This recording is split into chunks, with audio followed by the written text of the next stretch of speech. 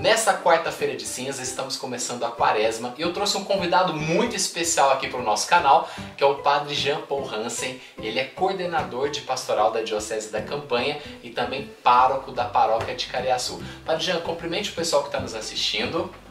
Olá, bem-vindo à nossa conversa. Muito bem, então a gente vai bater um papo hoje com algumas dicas sobre como você pode fazer para viver plenamente a quaresma. Roda a vinheta.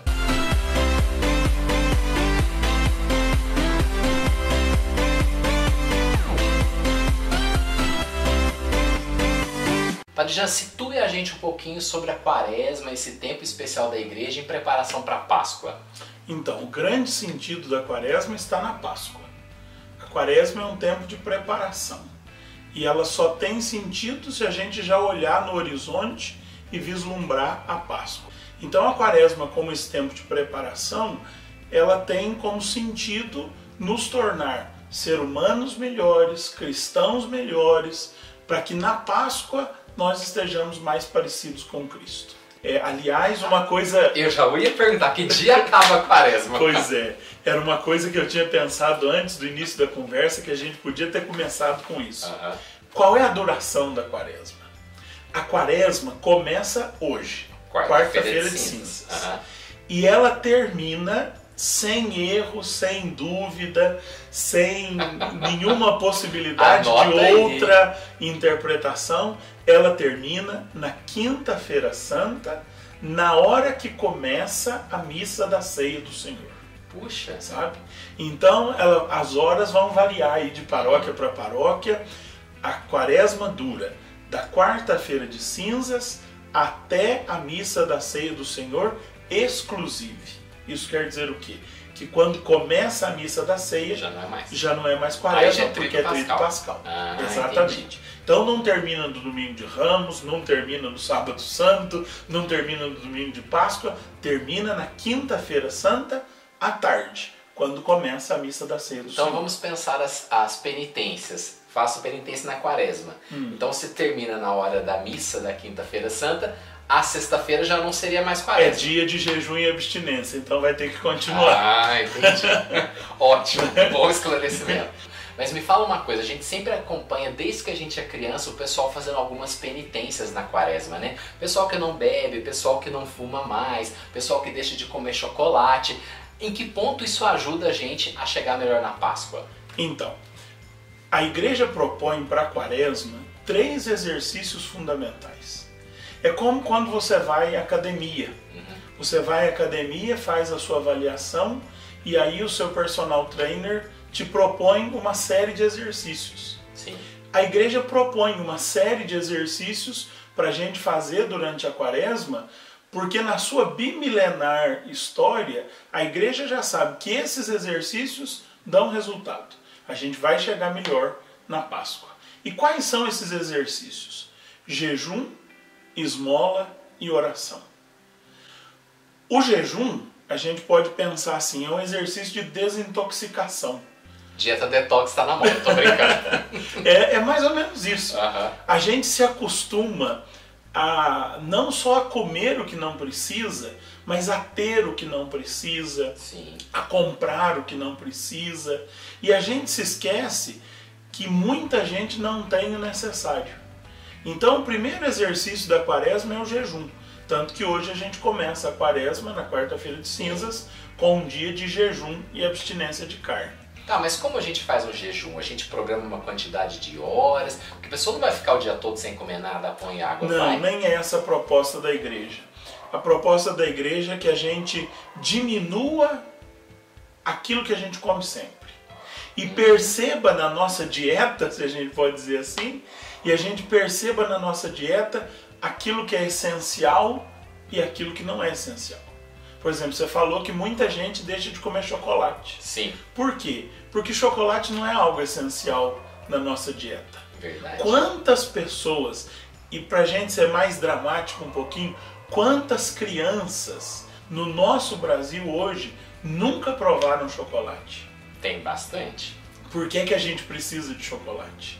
Então, o ideal do jejum é isso, a gente perceber que nós estamos usando muito mais do que aquilo que a gente necessita.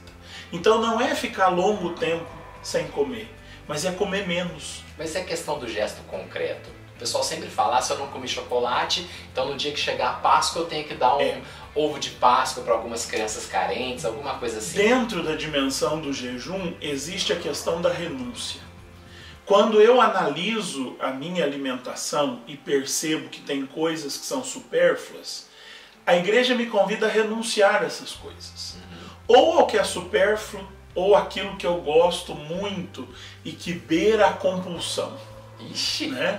Aquilo que beira a minha compulsão ou que não é bom para a minha saúde, porque Deus quer também a minha saúde. Claro. Então isso eu sou convidado a renunciar.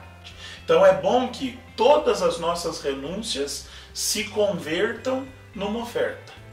Por exemplo, você não bebe cerveja durante a quaresma. Não vale guardar o dinheiro para beber tudo na Páscoa. Porque muitos fazem isso. Exatamente. Né? Você renuncia a cerveja naqueles 40 dias e faz um cálculo. Quanto que eu gasto de cerveja em 40 dias? Sim. Ponho isso no envelope e vou ofertar isso para alguma instituição, para alguma família carente e assim por diante. Só o jejum sem a oferta, ele tá capenga. Falta completar essa expressão. Por isso o jejum e a esmola. Percebe? Aí nós já temos um outro exercício da quaresma que é a esmola. Vamos entrar na esmola então. A esmola. Cuidado com a esmola, porque a esmola não é aquela esmola que a gente imaginava antigamente. O pessoal fala pra gente nem estimular essa esmola. Mas, todo mundo que bate na porta da casa a gente dá, e na rua dá dinheiro. Não, hoje nós temos um monte de instituições que cuidam dos pobres. E é preciso investir a nossa esmola nessas instituições. Né? É claro que de vez em quando você vai encontrar alguém necessitado que você pode ajudar. Não vamos desprezar as pessoas de jeito nenhum. Mas a nossa esmola hoje tem muito mais essa dimensão do investimento nas instituições que sanam a pobreza no lugar do Estado. Essa tarefa devia ser do Estado, mas a gente sabe que o Estado não dá conta, que ele não faz isso. Então a igreja entra e faz no lugar do Estado, alguma associação entra e faz no lugar do Estado. Então a nossa esmola deve ser direcionada para essas instituições. Então, esmola, oração e jejum. O terceiro exercício é a oração. O tempo da quaresma deve ser um tempo de intensificar a vida de oração. Então, cuidar para rezar todos os dias. Cuidado que intensificar não é quantidade, é qualidade. Né? A oração ela tem que ter qualidade e não quantidade. Eu vou te perguntar, aproveitando essa ocasião, tenho certeza que quem está assistindo pode ter a mesma dúvida que eu. Como a pessoa, existe uma fórmula, alguma coisa, como a pessoa pode fazer para rezar melhor, para ter essa qualidade que o senhor está tanto falando? Porque às vezes as pessoas, às vezes alguém reza um terço, às vezes alguém reza um livro de oração, às vezes alguém bate um papo com Deus mesmo. Qual dessas formas, ou existe uma outra forma que seria a recomendável, vamos dizer assim? Todas essas fórmulas são válidas. Desde a oração aprendida na infância, desde o terço, também o diálogo espontâneo com Deus como um amigo, tudo isso é muito válido. Mas a fórmula que você me pede existe. Oba, aí sim. E a fórmula da qualidade da oração se chama silêncio. Poxa. Todas essas fórmulas, se elas não tiverem silêncio, elas pouco valem. E se você aprender a fazer silêncio, você não precisa das outras fórmulas. Como a gente aprendeu em TZ. Exatamente. Fazer a propaganda, tá? Vocês podem assistir o vídeo, eu vou colocar o link aqui em cima. O silêncio é o grande tempero de toda a vida de oração. Por quê? Porque a oração cristã não é um falar a Deus. A oração cristã é um responder ao Deus que fala. Na fé cristã, quem primeiro fala conosco é Deus. Não somos nós que falamos com Ele. Só que normalmente na nossa prática de oração, e eu digo isso por mim mesmo, a gente arruma um falatório que Deus é o único que não fala. Sim. Porque a gente não dá espaço para Ele escutar mais, na nossa oração. Então o primeiro passo da oração cristã é o silêncio. Se a gente for na Bíblia buscar exemplos, nós vamos encontrar, por exemplo, o profeta Samuel, fala, Senhor, que o teu servo escuta. Foi isso que Eli, o sacerdote, ensinou ao profeta Samuel. Quando você ouvir te chamar de novo, Samuel, Samuel, responda, fala, Senhor, que o teu servo escuta. E então parar, fazer silêncio e escutar. Talvez fosse isso um bom exercício para a quaresma, sabe?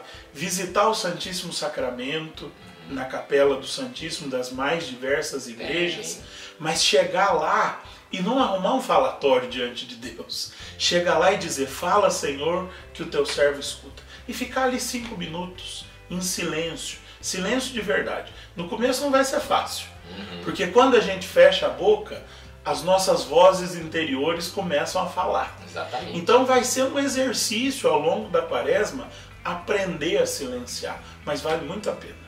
Como se fosse um propósito. Exatamente. Além da missa, tem mais algum exercício prático assim para a quaresma que a gente pode participar? Olha, um exercício típico e tradicional da quaresma é a Via Sacra, que é um exercício de meditação, né?